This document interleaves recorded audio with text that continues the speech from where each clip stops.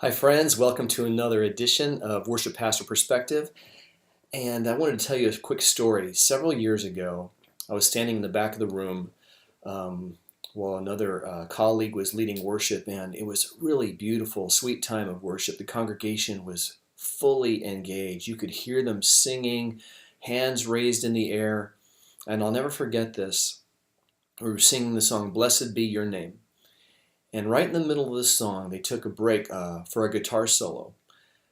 And the guy who played was really good. He was obviously a really well-educated musician. And maybe it was kind of flashy in a way, technically.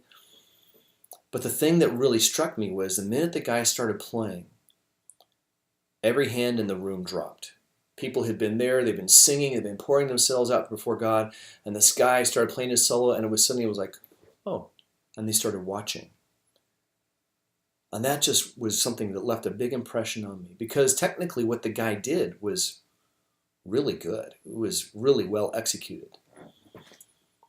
But it drew people to what he was playing and not so much enhancing the spirit of worship in the room.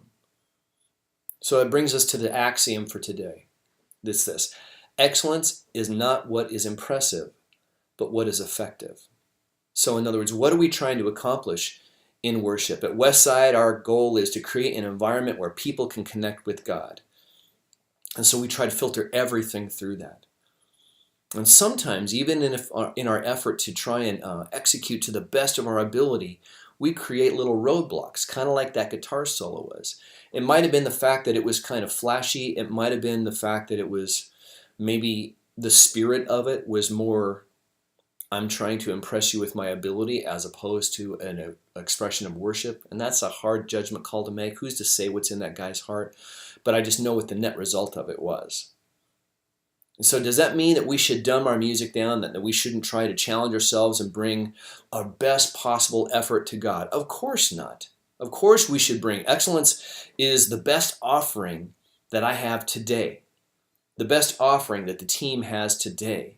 We're bringing everything that we have. We're bringing our very best to the Savior. Not our best compared to the church down the street, or that big church on the other side of the country, or that big impressive church on the other side of the world. But it is the best offering I have today. And at the same time, we take what we're doing and we filter that through the goal of, is this conducive to, is this inspiring, is this permission giving to the congregation for them to engage in worship? Are we pointing them to Jesus? Are we redirecting that energy towards God, or are we drawing people to ourselves? Now, that's not to say that an excellent effort is mutually exclusive from authentic worship. Thank God that it isn't. But the way we frame it, the way we present it, we want to make sure that our desire for excellence, which can be something of an idol in some places, doesn't become a distraction or a detour from what we're truly trying to accomplish as lead worshipers. And if it is, we need to make an adjustment. We need to make a change.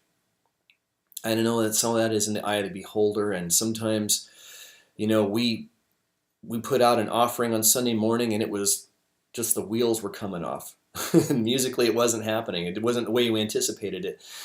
And more often, I've had that experience where people have come up to me and said, boy, that was the most beautiful anointed time. I can't believe the connection I had with God today. And you're like, were we in the same place?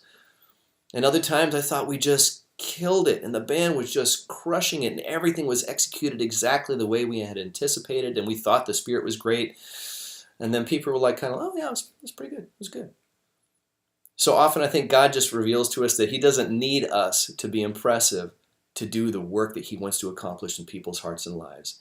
And at the same time, as his kids, as his loved ones, we bring the best that we have today in his service. It's the fishes and the loaves that we have in our hands today, the talents and the opportunity and the time, all come together and we offer it to Jesus and say, do something special, do something spectacular with it. Excellence is not what is impressive, but what is effective. And in order to determine how it is effective, we just need to articulate what it is we're trying to accomplish in worship.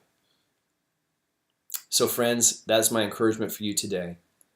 And I want to ask you that you can give me some pushback, some feedback, some questions, anything you'd like for us to address in the worship pastor perspective in the long term. But for now, grace and peace to you.